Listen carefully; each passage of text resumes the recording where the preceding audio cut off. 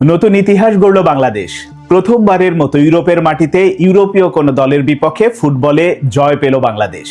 অভিনন্দন ফুটবলারদের। তবে এই ম্যাচ দিয়ে কি নতুন কোচ টমাস ডুলির অধীনে সত্যিকার অর্থেই নতুন করে শুরু করলো বাংলাদেশ? সেই ইঙ্গিতটা কি আপনি পেয়েছেন? এটা নিয়ে বিস্তারিত বলার চেষ্টা করব, আশা করি শুনবেন। মূল কথায় যাওয়ার আগে ম্যাচ দিয়েই শুরু করি। এই ম্যাচের শুরু থেকেই একটা কি বলবো, আমি কয়েকবার লাইভে ঢুকেছি, আপনারা নিশ্চয়ই দেখেছেন।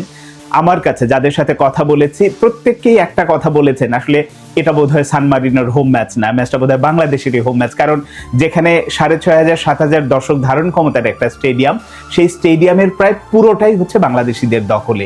মানে অস্বাভাবিক একটা ব্যাপার, অসাধারণ একটা ব্যাপার। চিন্তা করা যায় যে ইতালির পেটের ভেতরে একটা ছোট্ট দেশ, 62 বর্গ কিলোমিটারের দেশ, এবং সেখানে দর্শক উপস্থিতি রীতিমতো সবাইকে কাঁপিয়ে দিয়েছে, যে দেখিয়েছে বাংলাদেশের মানুষ কতটা ফুটবল পাগল, কতটা ফুটবল প্রেমী। দেশের খেলা যেখানেই থাক তারা উপস্থিত, এবং অসাধারণ। তবে ম্যাচ যখন শুরু হলো ওই সময়টাতে ম্যাচের যদি আমি 10-15 মিনিট বলি, খানিকটা শেকি মনে হয়েছিল, একটু ভয় পেয়ে গিয়েছিলাম সম্ভবত বাংলাদেশের জন্য আসলে ম্যাচটা কঠিন হবে। কিন্তু ওই 10-15 মিনিটের পর থেকে ম্যাচের রিদমটা কিন্তু বাংলাদেশ নিয়ে নেয় এবং বেশ প্রভাব বিস্তার করেই খেলেছে, এটা বলাই যায়। কারণ যে গোলটা সান মারিনো দিয়েছে, ওই গোলে সান মারিনোর কৃতিত্ব যতটা, তার চেয়ে বেশি বড় ভুল বা বেশি বড় দায় হচ্ছে বাংলাদেশের ডিফেন্ডারদের, বিশেষ করে তপু বর্মন। তার আগে গোল করেছেন, দলকে এগিয়ে নিয়েছেন, এবং সেখান থেকে প্রথম যে ট্যাকেলটা, তিনি যে স্লাইডটা করেছেন, মানে অত জোরে বল যাওয়ার আগেই তিনি মাঠের বাইরে চলে গেছেন, ওই ব্যাপারটা আমার কাছে অভিজ্ঞ একজন ডিফেন্ডারের কাছ থেকে পছন্দ হয়নি। মানে ওই গোলের দায়টা মূলত সেখান থেকে ক্রস, তারপরে তো মিতুল মারমার হাতে লেগে বলটা জালে ঢুকেছে, ওই গোলটা। এর বাইরে বাকি সময়টুকু যেভাবে বাংলাদেশ খেলেছে এক কথায় অসাধারণ। বিশেষ করে আবার শেষ মুহূর্তে 86 মিনিটে তপু বর্মন যে গোলটা করেছেন হেড থেকে, সেটাও দেখার মতো। মানে এই ম্যাচ বাংলাদেশ ইউরোপের মাটিতে প্রথম ইউরোপীয় দলের বিপক্ষে জিতলো, আবার দুটো গোল করলো একটা দলের ডিফেন্ডার। এটা কিন্তু অসাধারণ একটা ব্যাপার।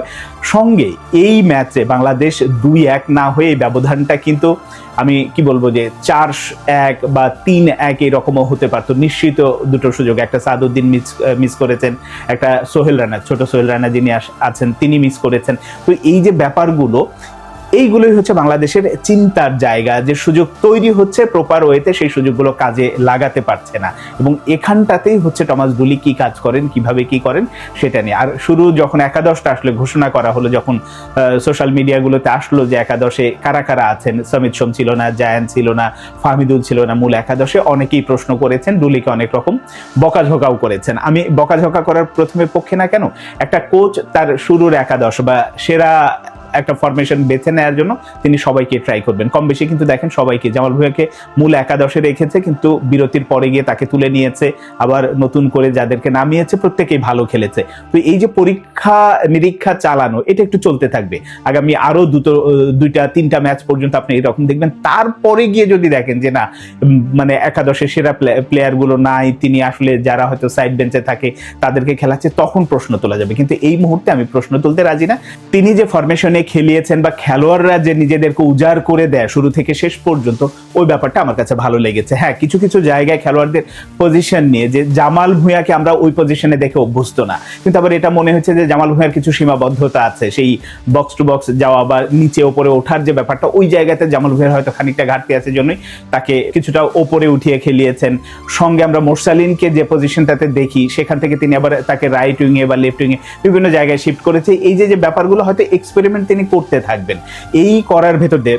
তবে সবচেয়ে অবাক লেগেছে শেষ দিকে যখন বিশ্বনাথকে নামানো হয়। বিশ্বনাথ তো দীর্ঘদিন পরে আসলে জাতীয় দলে ফেরা, সেখান থেকে আজকে আবার ম্যাচ খেলেছেন, এবং তার পজিশনটা নিয়ে শেষ পর্যন্ত আসলে টমাস ডুলি তাকে কোন পজিশনে খেলায়, এই বিষয়গুলো নিয়েই হয়তো পরিষ্কার হবে। আরো 3-4টা ম্যাচ গেলে চূড়ান্ত একটা সিদ্ধান্ত দেওয়া যাবে। কিন্তু এখন যেটা করেছেন, তার অধীনে প্রথম ম্যাচ যেভাবে যে মানসিকতা নিয়ে ফুটবলাররা খেলেছে, এটা প্রশংসার দাবি রাখে, অবশ্যই প্রশংসা করতে হবে।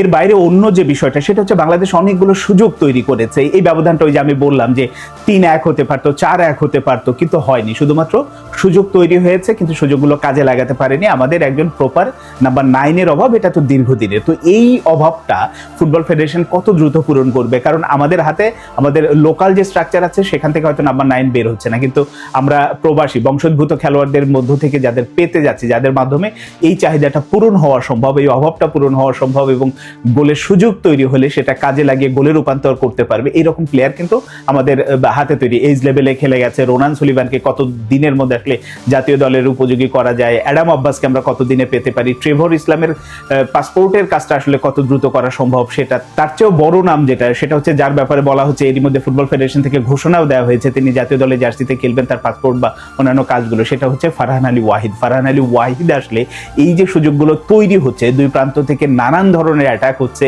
এবং গোলের ভালো সুযোগ তৈরি হচ্ছে, আমার কাছে মনে হয়েছে এই 3-4 জন প্লেয়ারকে যখন জাতীয় দলে টমাস ডুলি পাবেন, সত্যিকার অর্থে আমাদের ফুটবলের জন্য একটা বড় পরিবর্তন। এবং এই যে অক্টোবর নভেম্বরে ঢাকায় যে সাফটা হবে, সেখানে আমি আশা করি এই বাংলাদেশ আসলে চ্যাম্পিয়ন অবশ্যই হতে পারবে। এবং এখানে চ্যাম্পিয়ন হলে আমাদের পরের টার্গেট আসলে হওয়া উচিত যে আমরা এশিয়ান লেভেলে ভালো করবো। এশিয়ান লেভেলে মূলত কোয়ালিফাই করা, তারপরে কতদূর কি করতে পারি সেটা, কিন্তু এশিয়ান লেভেলে কোয়ালিফাই করতে পারলেই কিন্তু সেটা অনেক বড় বিষয় হবে। সেই কারণে এখন থেকে যদি পরিকল্পনা হাতে নেওয়া যায় এবং টমাস ডুলিকে ওইভাবে তার মানে পর্যাপ্ত উপাদান বা উপকরণ যাই বলি না কেন, এখন অনূর্ধ্ব 23 মালদ্বীপে যেটা খেলছে মারুফুল হকের অধীনে বা অন্য যারা আছে, সবকিছু মিলে একটা প্রপার দল, একটা 30-35 জনের যদি স্কোয়াডটা তার হাতে দেয়া যায় যে তোমার হাতে এই রসদ আছে, এই রসদ নিয়ে তুমি তোমার পরিকল্পনা সাজাবে, এবং সেটা সাজালে এই টমাস ডুলির মাধ্যমে বাংলাদেশের ফুটবলে একটা পরিবর্তন আসবে, আমি অন্তত সেটা বিশ্বাস করতে চাই।